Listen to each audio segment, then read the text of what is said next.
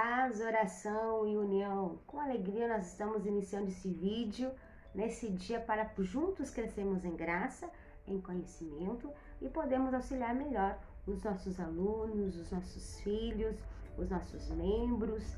E com alegria nós vamos então iniciar esse vídeo falando dos transtornos mais comuns que nós encontramos no nosso país. Os transtornos que são listados como mais comuns encontrados ainda mesmo na primeira infância, que é aquela fase da gestação, na fase da barriguinha da mamãe até os 6 anos de idade. Qualquer tipo de transtorno e também qualquer tipo de sinal que você observar que algo não está bem, vale muito importante ficar atento a sinais, porque esses sinais levam a um diagnóstico precoce.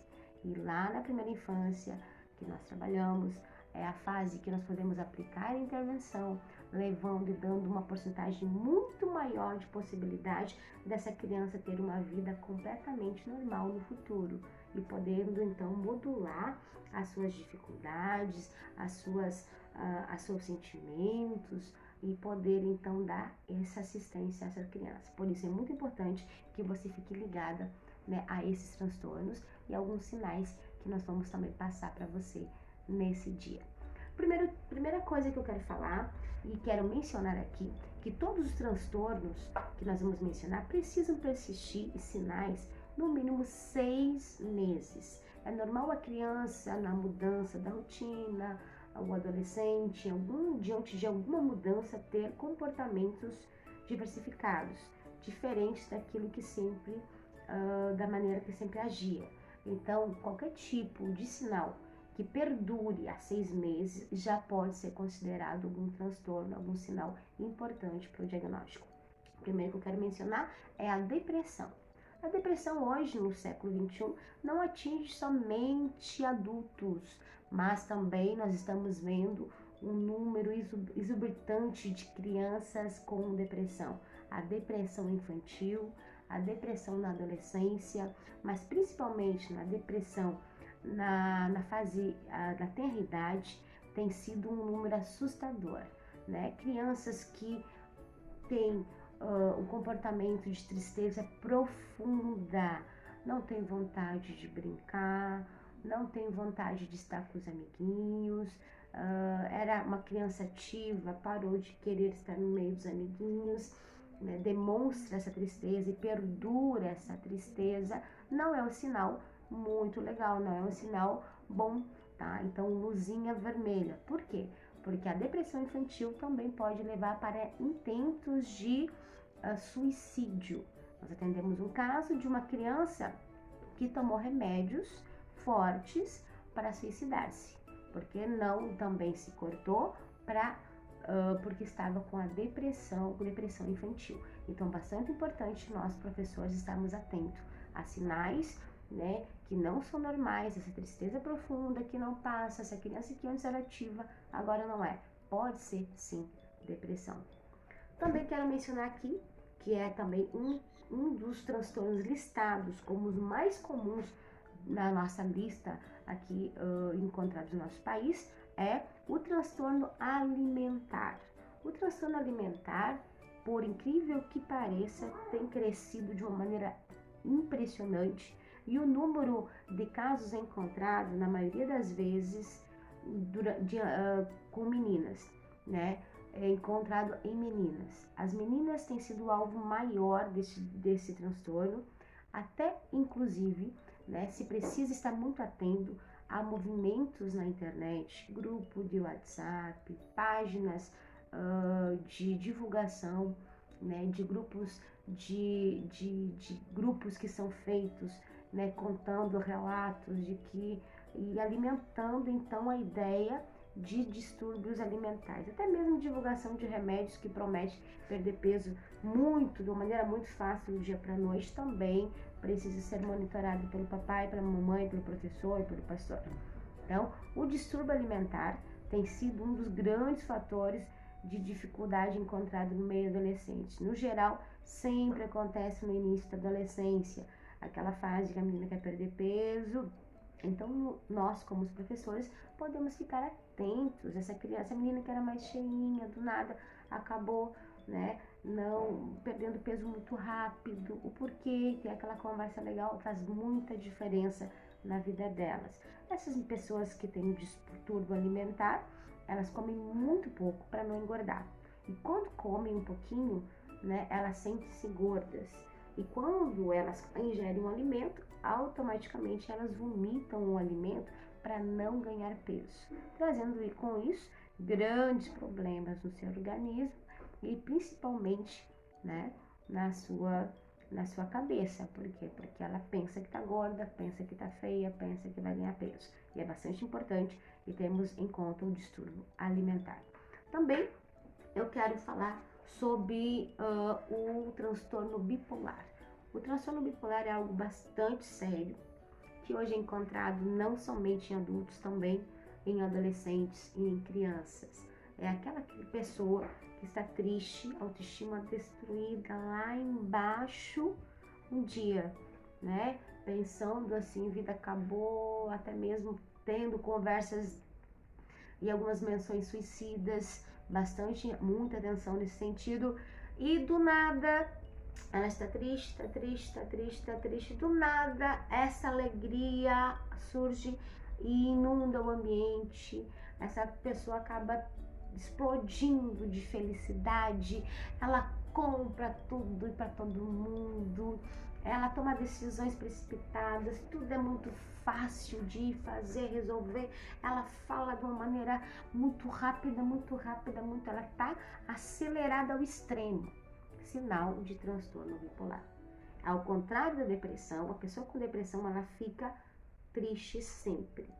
Ela não tem essa variação, ela fica triste sempre e ela não consegue sair dessa tristeza.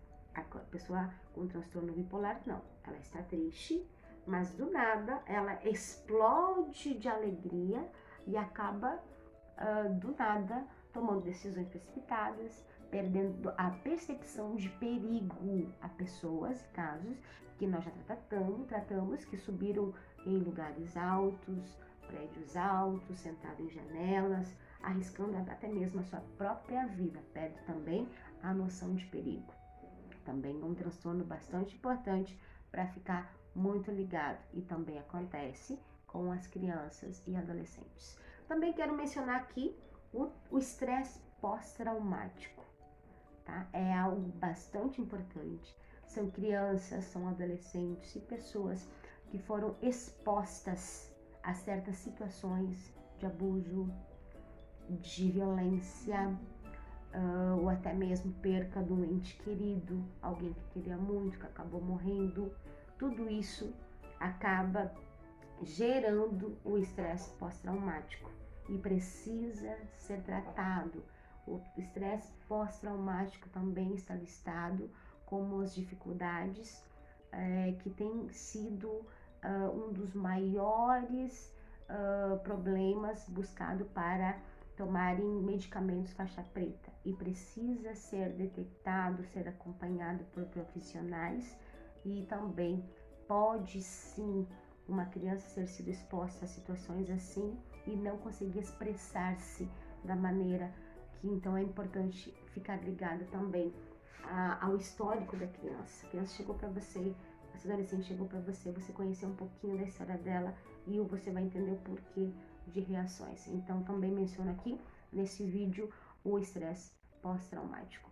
Também quero aqui mencionar o transtorno de ansiedade. Também acontece em crianças, também acontece em adolescentes. Às vezes, na adolescência acontece muito a crise de ansiedade, o transtorno de ansiedade, porque são muito cobrados, né? Pais que fazem metas. E a criança, ao invés de percorrer e correr para atingir a meta, acabam se retraindo, tendo medo de errar, né? Tendo medo de iniciar, tem medo de tentar de novo, um medo excessivo em casos de crianças ainda na primeira infância, educação infantil, aquela criança que tem medo, né? Você vai lá, você mostra que não tem aquele medo, é algo muito excessivo, né? Aquele choro constante, aquela criança que chora e nada para. Então, muita atenção, pode ser sim um transtorno de ansiedade, pode ser sim um transtorno de ansiedade que, se não tratado, pode perdurar e atingir a adolescência, a vida adulta, e ser uma pessoa que até mesmo tem medo de falar em público, né? Tem medo de tomar decisões, de tentar de novo, de crescer profissionalmente. Então é um transtorno bastante importante, o transtorno de ansiedade, também mencionado aqui como os mais comuns no nosso Brasil, no nosso país. Também quero aqui mencionar o transtorno de déficit de atenção e hiperatividade, que é o mais falado nesses dias, juntamente com o TEA, que é o déficit de atenção. Aquela criança que não consegue fixar a atenção, não consegue terminar as atividades propostas pela professora, né, pela escola, pelos pais, o tempo, se distrai, está focada ali fazendo atividade, mas passou uma mosquinha e a mosquinha levou a atenção dela. E quando viu, perdeu tempo, não consegue ter rendimento. É uma criança que perde com facilidade, ela é desorganizada, ela perde com facilidade suas coisas, seus pertences materiais escolares, né? Então ela tem esse extremo de muita falta de atenção, e o extremo dele é a hiperatividade também. É aquela criança que não consegue ficar sentada, não consegue esperar a sua vez, não consegue esperar a fila, ela corre de um lado para o outro praticamente sem objetivo, mas ela precisa estar em movimento, precisa estar. Quando consegue ficar sentada, ela senta, mas ainda movimenta as mãos, né, tá batendo, tá mexendo o pé, então acaba ficando muito visível essa impaciência da criança. Então é bastante importante ficarmos ligados, né, nesse transtorno de déficit de atenção e hiperatividade. É um dos problemas mais visíveis na sala de aula. É uma criança distraída, perde oportunidades de aprender e também perde oportunidade de avançar, né? Acaba gerando problemas na escola, com os pais, porque acaba sendo xingada, briga, e no fim ela tem dificuldade mesmo e precisa de apoio de um profissional, tá? Também quero mencionar aqui o transtorno obsessivo compulsivo. Também é bastante importante. Tem crianças ainda de tenra idade que têm desenvolvido esse transtorno. Crianças que acabam, a gente antigamente chamava maniáticas, né? Acaba tendo que ser assim, se ela coloca tudo assim. E alguém tocar ali naquele pontinho, aquilo ali tirou do lugar, ela desestrutura totalmente a criança, totalmente a pessoa. Então é bastante importante.